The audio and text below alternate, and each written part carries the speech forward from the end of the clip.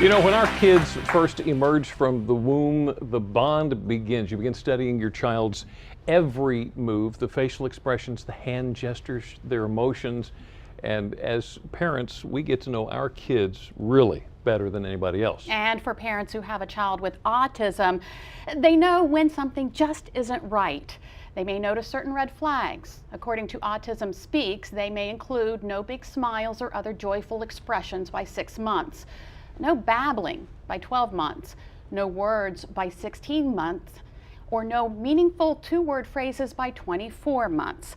And with the recent news that 1 in 68 children has autism, it's safe to say more and more parents are noticing these red flags in their children.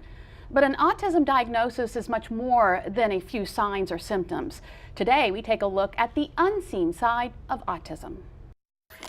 I love my mom. I love my mom. This tender moment between Amy Day and her son isn't one she takes for granted because it's one that's taken a lot of work.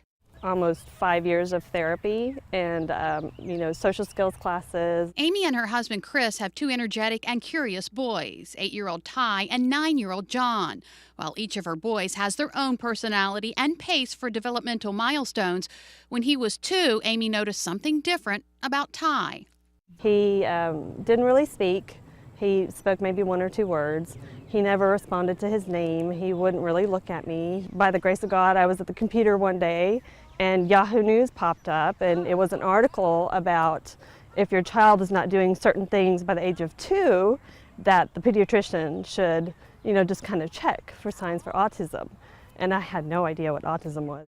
Autism affects how the brain processes information. The disorder can impact the way a person communicates, relates to others, and that creates challenges for families. You can make some bubbles for the little girl to pop. Trips to the park weren't always possible because of a fear Ty would wander off alone, and movie night could end with one son feeling neglected. 5 minutes into the movie, I'd have to go out in the hallway with his brother so that he could walk up and down that, the theater and get to move around, and so my older son would be watching the movie all alone, and it broke my heart. It happens all the time, and that's one of the concerns that our families have is sometimes our families feel very isolated. Dr. Amy Heath is the director of an autism clinic. Several years ago, just a handful of preschoolers were receiving treatment. Now, nearly 40 children and young adults are learning strategies to help them cope with the differences that impact their lives. I think that's the balance that we play, is helping them learn how to cope with the differences and the struggles that they're having, but also teaching them that you are a wonderful person. Balance is also key for Amy. Her goal with the years of therapy Ty's received is to help him, not change him. Amy remembers the first time Ty told her, "I love you." He was, I think, about 5 years old, 5 or 6, and I told him, like I always tell him, "I love you, Ty," and he said, "I love you, Mommy." And I just started bawling because it was a huge thing for him to be able to tell me, "I love you." Oh, I bet. And the CDC urges parents to monitor their child's development with free milestone checklists. You just click on your child's age and match up their progress with things like when they took their first step or waved bye-bye to someone. You can find a link to these milestones on delmarvalife.com. Coping methods, strategies, Yeah. all these things. It is amazing what is available out there. We are learning more and more about autism every day.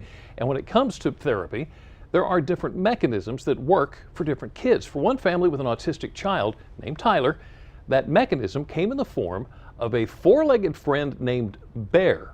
And as we find out this afternoon, Bear's not only changing Tyler's life, Tyler is changing Bear's life too. For 5-year-old Tyler Zalea, playing in the park with his dog isn't just fun, it's a form of therapy. I like to play with them, and I'm not scared of them. Oh, they're so happy together. It's like a match, like best friends. Tyler has autism, but his mother, Nikki Grant, says ever since Bear came into their lives, her son is communicating in ways he never did before. He's actually going up to people and just telling them hello and waving at them and asking them what their name is. Tyler's changing Bear's life, too. This Chow Lab mix was a stray rescued from the street last year. Bear, sit. That's where Bill Barse comes in. He founded a growing nonprofit program called From the Big House to Your House. It teaches prison inmates to train shelter dogs. Some, like Bear, are trained for service. They're doing their time, but they're not sitting there doing nothing. They are difference makers. Bear is the program's first dog to be adopted by a family with an autistic child. He was originally trained to respond to symptoms of PTSD, but when Barse got a call from the Grant family, he knew Bear could be a good fit. It's this kind of a gut feeling that you have, and you watch the dog. We do a lot of assessment. So far, there hasn't been a lot of research yet to show dogs do help children with autism. But the Grant family says having Bear is all the proof they need. He's more open, and I think I owe that to Bear because he's more accepting. A companion dog may not work for every child with autism, but for Tyler. I like him and he's the best. And now this boy and his dog are giving each other a new lease on life and forming a friendship that will last a lifetime. Now, you probably remember that we told you earlier this week there is a similar dog training program that's looking for volunteers right here on Delmarva, specifically in the Westover area. It's called the Prison Puppy Program from America's Vet Dogs. The puppies receive training to become service dogs for disabled military veterans. As part of the program, when puppies are about 8 weeks old, they go live with carefully chosen inmates. Now, under the direction of a trainer, the inmates then teach the puppies how to do certain tasks like open doors or turn on lights. On weekends, though, the puppies get to live with volunteers who are willing to let the pups into their homes, give them social experiences they don't get in prison, like riding the car or being around kids, other animals, maybe even the vacuum cleaner. Now, if you're interested in becoming a puppy raiser, you can find out how to apply by going to delmarvalife.com and clicking on the show tab. Neat. Well, maybe you're looking for something a little more permanent. There are plenty of cats and dogs on Delmarva that could be the perfect fit for your family.